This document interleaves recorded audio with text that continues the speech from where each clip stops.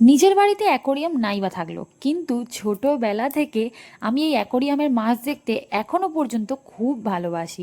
সেই জন্য যেখানেই যাই, যার বাড়িতে এরকম অ্যাকোরিয়ামে মাছ দেখতে পাই, সঙ্গে সঙ্গে আমি 2 মিনিট সেখানে দাঁড়িয়ে যাই এই মাছ দেখার জন্য। সেই দিনকে রিকু একটু কান্নাকাটি করছিল, তাই ওকে নিয়ে মা আর আমি একটুখানি বেরিয়েছিলাম। আমাদের পাশের বাড়িতেই, এই একটা কাকিমার বাড়িতেই রয়েছে অ্যাকোরিয়াম, এখানে প্রচুর মাছ আছে। ও এর আগেও এসে দেখে গেছে, সেই জন্য ও খালি হাত দিয়ে ওদের বাড়িটা দেখাচ্ছিল। তো সেই জন্য ওদের বাড়িতেই এসেছিলাম একটু মাছ দেখতে। আর এই দেখো, মাছ দেখা মাত্র ও চেষ্টা করছে সেগুলো ধরার। ও ভাবছে আমি এখানে হাত দিলে আমি ধরে ফেলতে পারবো, কিন্তু সেটা তো আর হবে না। মা তাই ওর হাতটা ধরে রেখেছে যাতে ও বেশি চাপড় না দেয়, আর অ্যাকোরিয়ামটা যাতে কোনো রকমভাবে ক্ষতি না হয়ে যায়, কারণ বাই চান্স গায়ে পড়ে গেলে তো মুশকিল, তাই না? যদিও যথেষ্ট ভারী আছে অ্যাকোরিয়ামটা। আর এই ছোট্ট মাছটাকে দেখো কি কিউট দেখতে, আমার এত ভালো লেগেছে। এই পাশের বাড়ি কাকিমারা যে এত মাছ রেখেছে আমি জানতামই না।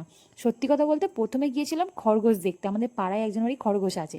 রিকু ওদের বাড়ি যেতেও খুব পছন্দ করে।